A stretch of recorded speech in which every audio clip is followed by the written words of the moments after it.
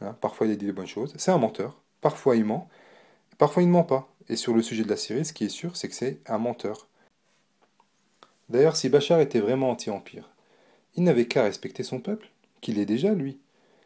Et d'ailleurs, je rappelle que pendant les événements à Gaza, Bachar avait fait un magnifique discours. Bachar avait fait un magnifique discours, il faut le dire, qui lui avait fait gagner une popularité immense en Syrie. Mais il ne faut pas s'étonner qu'après la répression que connaît le peuple syrien, que ces derniers se réveillent et se révoltent et souhaitent faire tomber le régime. Une fois, je parlais avec un fan de Soral, là, qui m'expliquait que Bachar, il est anti-empire. Enfin bref, il était complètement focalisé sur ce point-là. Et je lui demandais, est-ce que le fait que Bachar soit anti-empire doit nous faire oublier les crimes de son régime contre son propre peuple, hein? C'est quoi le message? Le message, c'est de demander aux Syriens moyens qui a dans sa famille des gens qui ont été tués par le régime, qui ont été torturés, qui ont été humiliés, voire lui-même il a été humilié. On va lui dire, bon bah tu vas patienter gentiment pour qu'on puisse mettre une colonne à l'Empire. C'est Soral qui le dit. C'est ça que c'est complètement stupide. Et j'aimerais ajouter, pour casser un peu plus l'argument de Soral qui consiste à utiliser la position des Occidentaux comme faire valoir de sa position à lui, qu'il y a beaucoup de personnalités qui sont ni des pro-Occident ni des sionistes, et qui pourtant soutiennent la révolution syrienne.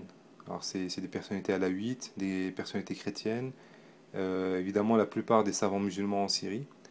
Et pour citer des personnes qui ne sont pas syriennes, on peut citer par exemple Tariq Ramadan, puisqu'il écrit en français, donc vous pouvez aller vérifier.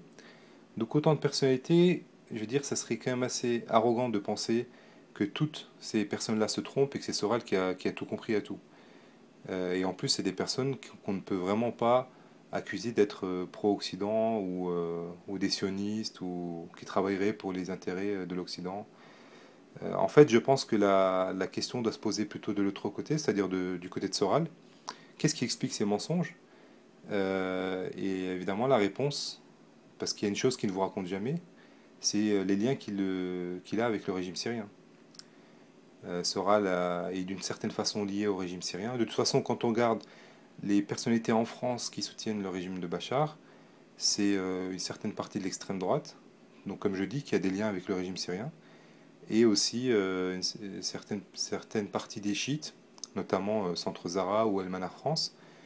Alors eux, on voit très bien les intérêts que l'Iran, hein, parce que c'est ça, que l'Iran a en Syrie, parce qu'il n'aimerait pas voir en fait un pays démocratique, il préférait que ça soit quand même que le pouvoir en Syrie soit chiite. Ce que je ne sais pas en revanche, c'est quels sont les intérêts de Soral avec le régime syrien. Ça, je ne peux pas vous dire, c'est à lui qu'il faut demander, mais ça aurait été quand même plus honnête de nous parler de ça. De toute façon, même si on met tout ça de côté, ça ne change rien au fait que les mensonges de Soral sont tout à fait inadmissibles. Et je veux dire, c'est facile de se mettre devant une vidéo et de commencer à parler, de faire des pseudo-analyses. Dans un vrai débat, Soral ne ferait pas le poids. C'est clair et net. Soral ne ferait pas le poids dans un vrai débat.